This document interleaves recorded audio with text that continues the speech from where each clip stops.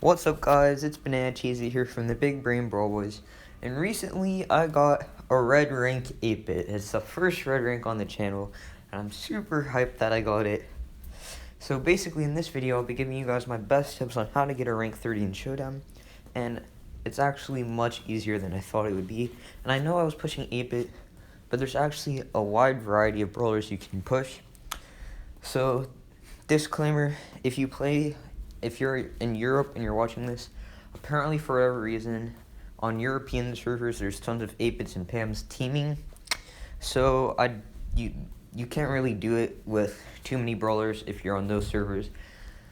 But if you live in America, or I'm pretty sure anywhere else, you should be fine with getting like a wide variety of different brawlers to rank 30 in Showdown. Also, I'm sorry I haven't uploaded the unboxing yet. There's been trouble with uploading it for some reason, so that will be the next video to come out. Also, Nameless Boy got a rank 25 max, and Riggs has been pushing M's, so those videos will come soon.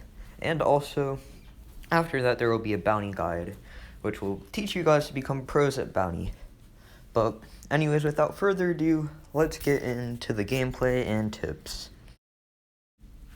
As you guys can see here, I've already started to roll some gameplay. I forget if this was the 850 or 900 game. I'm pretty sure it was 850. But anyways, I played pretty bad in it. I was still getting the hang of it. Like, when I first got the star power, I was at like 525 with my 8-bit after tilting and Brawl Ball with Riggs and a Nameless Boy on a bad map, I guess. And, so yeah, I like started pushing immediately. Getting to like 650 was no problem. Getting to 700, no problem. 750 was a bit more of a struggle just because I played him on a really bad map with meteors. Then 800, no problem. So 850, I don't know. I was playing a bit too passive maybe. I just hadn't gotten the flow of it. So not too many tips in this game just because I didn't do anything too well. So as you can see, end games get like this. And my best tip is like, if you only shoot at people when you're absolutely sure you can kill them.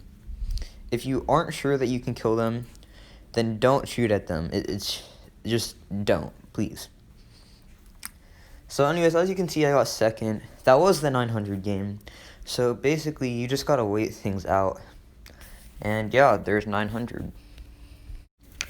Okay guys, so I didn't really get to fully explain endgame. So what you want to do in the endgame is, if you have a lot of power cubes first off, and then you know that you can beat any other brawler in a 1v1 situation, then just do whatever you want. Shoot at one person, get everyone to gang up on them. Because everybody will be too afraid to go for you, because then that could result in their life. However, if you're the one with the low amount of power cubes, all you have to do is position yourself well, like in a spot where it's like dangerous for the aggressor to go for, like the high power cube player to go for you, or in a spot where they can't really easily hit you. And then they'll go for somebody else, everyone will shoot at them, you'll get a higher placement. So in this game, as you can see, I had just killed the 8-bit.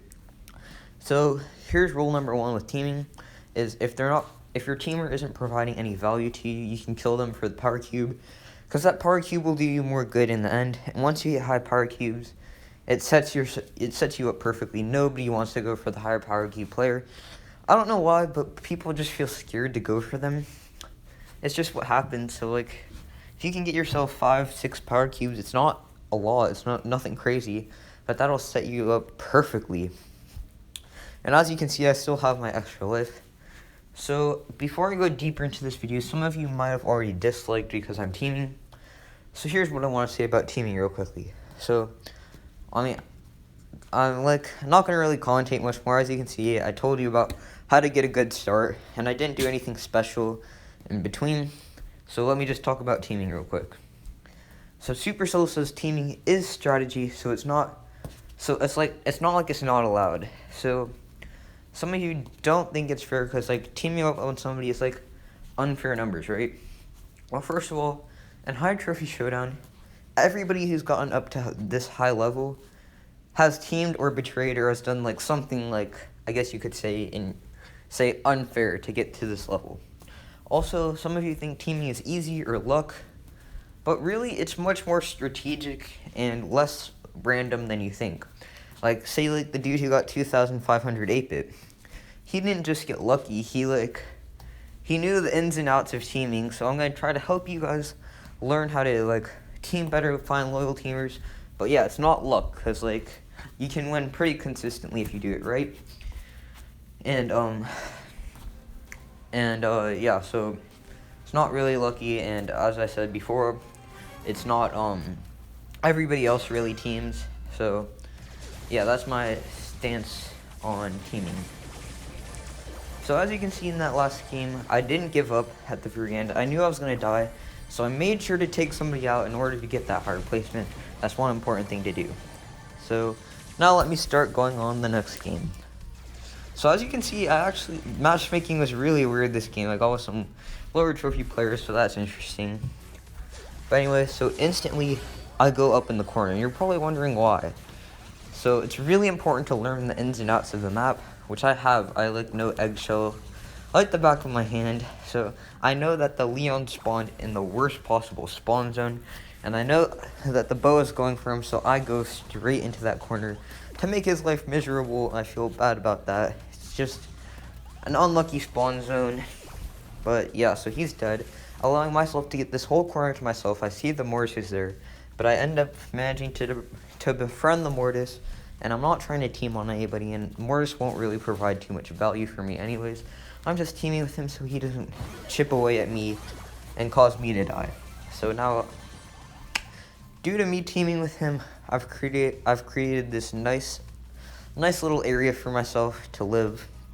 And as you can see, 2 power cubes, good positioning, no real threats nearby. I should be safe for a while, and I'll be able to chip away at like anyone else who's like threatening my position. And as you can see, I managed to help take down I'm partially responsible for the Primo dying, and then I managed to take out the Crow, and then my Mortis friend sadly goes down. But as you can see, the Daryl has no intent really to go for me, since I can't really see too well because the recording's blocking this, but I'm pretty sure I managed to befriend the Daryl. So he's going to roll on in the Rico, allowing me to take his position. Positioning is key, being comfortable is key. I'm shooting at the bow. I managed to stay decent distance from the Daryl, so if he decides to turn on me, he can't maximize his damage. So now he's far away from me. He's going to try to roll, but his roll is too slow. I managed to place it on my turret and an easy kill for the victory. So that was pretty dang perfect positioning. I mean, like, not positioning, well, I mean, it was good positioning, but, like, it was pretty lucky on my spawn. And, I mean, you guys won't always get that. If you have a bad spawn, as I said, teaming's your best bet. And also, going for the weaker, when you're getting pinched, going for the weaker enemy is always key. So, yeah, in this game, I didn't really spawn in an ideal spot. So this was actually the 1K game, so I'll show you what to do. So as you can see, I teamed with the Shelly, so now the Shelly is not going to end up pinching me. I mean, there will be a couple games where you'll spawn between like 2 surges and just get sandwiched and die. Sorry I had to stop the recording there. As you heard, my dog started barking for a little while, so I couldn't really talk through it. But anyways, as I was saying, there will be some games where you'll just spawn between like 2 surges. They'll sandwich you, nothing you can do, and you'll die. And I mean, sometimes you can get like a kill on one of the surges and break free, but sometimes that's just how the cookie crumbles. And that's okay. It's okay to get an 8th or like a 9th or even a 10th. You just have to. You can't get frustrated about it. You have to know what happens. And you have to be confident that you'll get like 1st or 2nd the next game. Because overall, if you play it right if you play 8-bit on a good map for him, you should be getting 1st, 2nd, or 3rd. I'd say 80% of the time, 85 maybe. And there will be games where you get like 8th or below because of spawns or something like that. Which is why it's really hard to get a rank 35 in Showdown. I mean, I guess once you get that high up, everybody just starts spinning no matter what. So then there's no like opportunities to get pinched. But like up there you can't afford a loss, but here you can afford a loss. I mean, it's really no big deal. Because like what happens is once you lose, I mean, you only lose like for 10th like 11 trophies, or like actually that's quite a bit. But I mean, like, queue times are only what's it, like 2 minutes on average, 2.5 at worst, I'd say. So if you sit down and watch some YouTube, then you should stay occupied. And also, say you get like second on average, like most of the time you get second, for like 4.5 minutes to queue into a game and finish it, you'll be getting 8 trophies, which is more than a trophy per minute, which means if you play like an hour every day, you'll be gaining more than 60 trophies with your 8-bit per day, and that's only when you're like super high up. As you can see, I also got the win there. Pretty easy game. Hope you learned something from it. I just wanted to like briefly go over queue times. Okay guys, so unfortunately that is the end of the video. I did lose footage of the 1K game, and before you think I got up to 998 and tilted, I assure you I did get the 1K, so don't think that. But yeah, before you guys go, I wanted to recap on things a bit.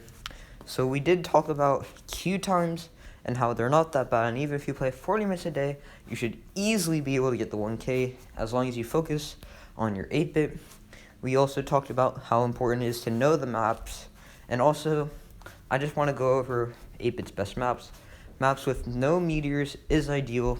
All those maps should work. And also, some energy drink maps aren't good, like Feast or Famine isn't the best. His best maps are like, I'd say, definitely 2,000 Lakes, Eggshell. Well, I mean, I never got to play on 2,000 Lakes, but I know it would be really good for him. Eggshell's really good for him. Riverside Ring is really good for him, and just open maps with no meteor or energy drink modifiers. And so yeah, we went over like the start of the match. So we went over how like you can betray your teammates in order to get cubes, and how and I'm just gonna say this now, only go for cubes when you're sure you can get them for sure. I mean, sitting on 2 power cubes is not the worst thing in the world, and you'll get more as you start betraying and stuff. And so that's basically the start of the match. We talked about how important it is to team to better your position, and how important it is to make other people uncomfortable in order to keep your position well. And yeah, that's most important. We also talked about scrimmy end games, and you guys all know how to play regular end games with only like 3 people in a big zone. So I don't think I need to go over that. I will leave a couple slideshows very briefly now at the very end that will go over kind of like the rules of teaming, so I do recommend you pause that one. And I'll probably leave another one for like brawlers you can push in showdown. And yeah, I guess I'll just leave those. And until next time, bye.